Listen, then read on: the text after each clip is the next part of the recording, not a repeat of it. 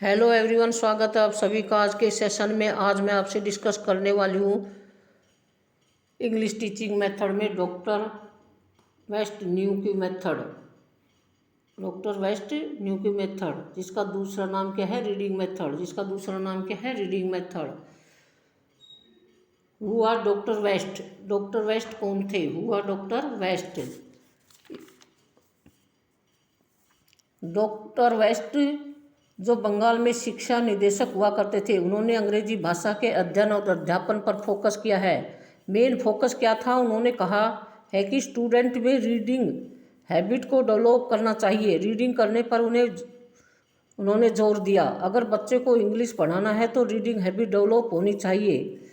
India में बच्चों को ज़्यादा स्पीकिंग का मौका नहीं मिलता है। अगर आप मार्केट में सामान लेने जा रहे हैं तो आप हिंदी को में ही बोलेंगे, सामान दे दीजिए। अगर आप कुछ भी करें तो मोस्टली आप अपनी मातृभाषा में ही बोलते हैं, वहाँ पर इंग्लिश का आप ज़्यादा प्रयोग नहीं करते हैं। इस तरह से उन्होंने रीडिंग के द्वारा सीखने पर अधिक बल दिया है। Developed by this method developed by doctor Michael Philip West. Doctor Michael Philip West, और इनका शॉर्ट नाम क्या था? Doctor MP West. ये बंगाल में क्या थे? शिक्षा निदेशक थे। ये बंगाल में क्या थे? शिक्षा निदेशक। He was the principle of training college in Dhaka. वह ढाका में ट्रेनिंग कॉलेज के प्रिंसिपल थे। बुक्स उनके द्वारा 2 पुस्तकें लिखी गई, बाईलिंगुअलिज्म द्विभाषावाद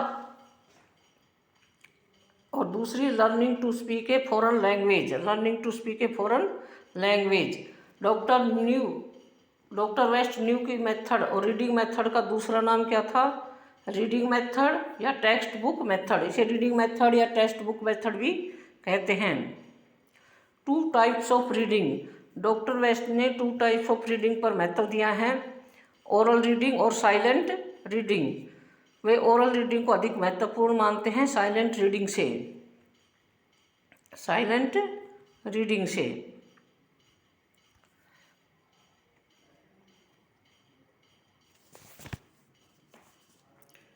इंग्लिश प्रमोट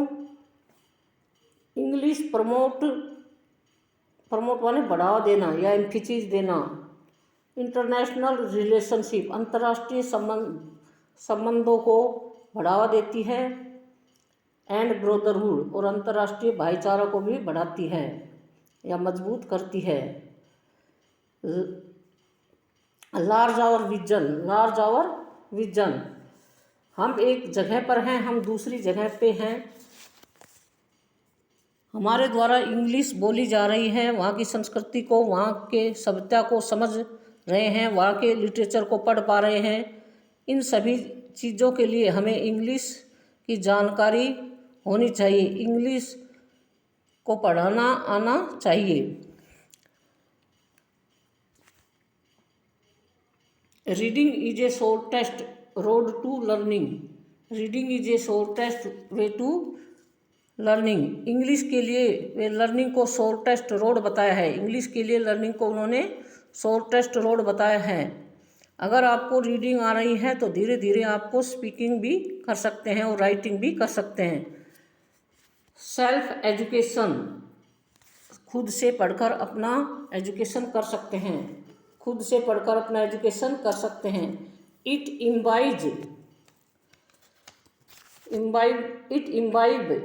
मीन्स सीखना या ग्रहण करना। It imbibe the structure of English language.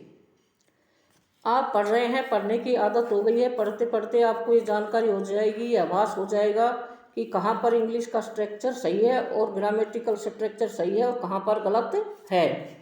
English का ग्रामेटिकल स्ट्रक्चर कहाँ पर सही है और कहाँ पर गलत है।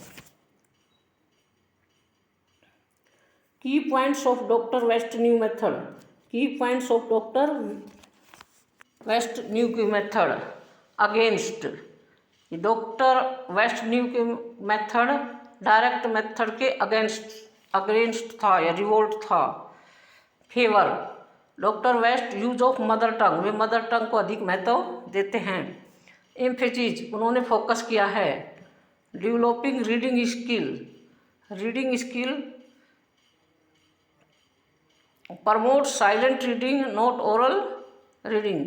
उन्होंने रीडिंग स्किल पर ध्यान दिया है और साइलेंट रीडिंग को वे अधिक महत्व देते हैं ओरल रीडिंग की बजाय।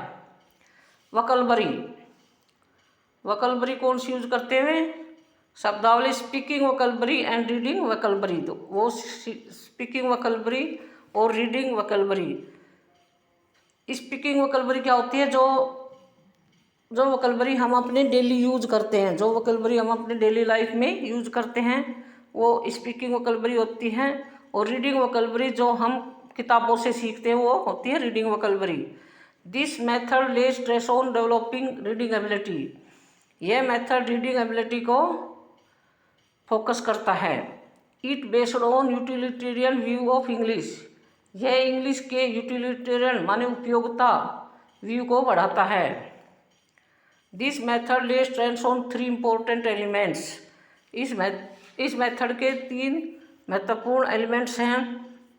पहला है रीडिंग, पढ़ना। Reading with selected and credit vocabulary, शब्दावली को सीखना।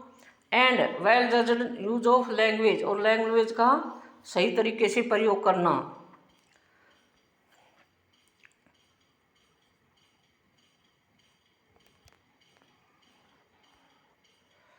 Doctor West recommended as essential माने जरूरी, रिकमेंडेड माने सिफारिश करना। Vocabulary list of 2280 words, 2280 words which have been classified as, जिन्हें उन्होंने 4 भागों में विभाजित किया है। Essential words, common environmental words, general words और specific environmental words.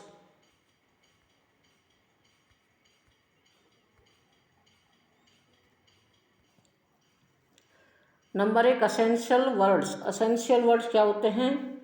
Essential words वे वर्ड्स होते हैं जो हमारे सेंटेंस या के मीनिंग को कंप्लीट करते हैं, जो हमारे सेंटेंस के मीनिंग को कंप्लीट करते हैं, जिनके थ्रू हमारे सेंटेंस बने हैं, जैसे this, it, is, a, shall etcetera. Common environmental words. Common environmental words क्या होते हैं? जो हमारे आसपास की चीज़ें हैं, मेनली कोई लिविंग थिंग्स या नॉन लिविंग थिंग्स हो सकती है। चेयर, टेबल, ग्लास और बस आदि।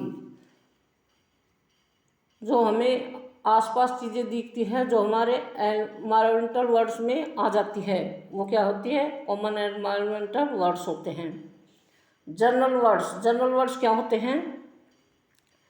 जनरल वर्ड्स वे वर्ड्स होते हैं, ऐसे वर्ड्स जो हम किसी और को एक्सप्रेस करने के लिए हम जनरली यूज करते हैं, जैसे गुड, बैड, नाइस एट्सेट्रा।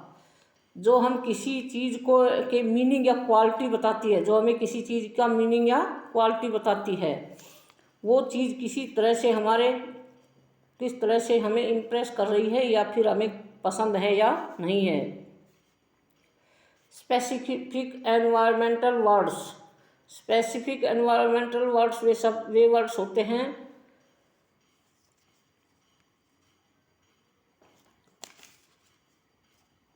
किसी चीज़ को स्पेसिफाई करने के लिए, किसी चीज़ को बताने के लिए, अपनी भावनाओं को एक्सप्रेस करने के लिए, बेसिकली जो हमारे नेचर को क्रेडिट करते हैं, जो हमारे नेचर को क्रेडिट करते हैं, वो क्या होते हैं?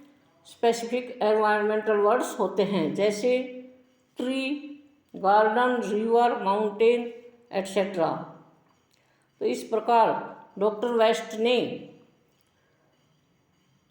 इस वोकैबुलरी लिस्ट को 2280 वर्ड्स में और चार भागों में विभाजित किया है।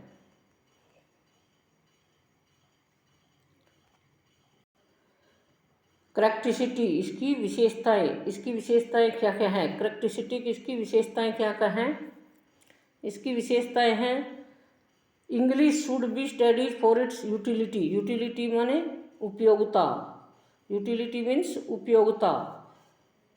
यूटिलिटेरियन व्यू, उपयोगिता वाला views of English. Doctor West मानते हैं कि इंग्लिश का मतलब है कि आप रीडिंग करने के लिए और राइटिंग करने के लिए उसको यूटिलाइज कीजिए। उसको क्या कीजिए? यूटिलाइज कीजिए।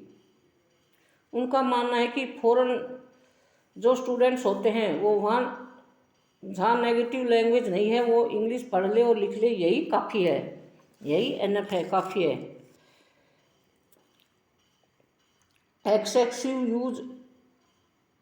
Excessive practice of book reading, way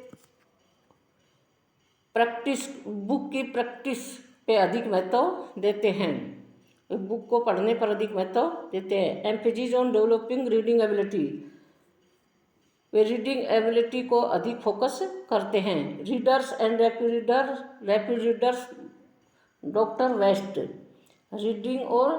reader और रैपिड रीडर को डॉक्टर वेस्ट ने प्रोड्यूस किया है। रीडर और रैपिड रीडर को डॉक्टर वेस्ट ने प्रोड्यूस किया है। पैसिव एक्टिविटी क्या होती है? एल और आर, लिसनिंग और रीडिंग। पैसिव एक्टिविटी क्या होती है? लिसनिंग और रीडिंग। वे लिसनिंग और रीडिंग को first reading then active activity क्या होती है? स्पीकिंग और राइटिंग। वे पैसिव एक्टिविटी को पहले महत्व देते हैं और एक्टिव एक्टिविटी को बाद में महत्व देते हैं। कंट्रोल्ड वोकैबुलरी कितनी है? स्पीच के लिए कितनी है? 1158 वर्ड्स स्पीच के लिए और 5000 वर्ड्स रीडिंग के लिए वो मानते हैं। तो कितने मानते हैं? 1158 और 5000 वर्ड्स को वो कंट्रोल्ड वोकैबुलरी मानते हैं।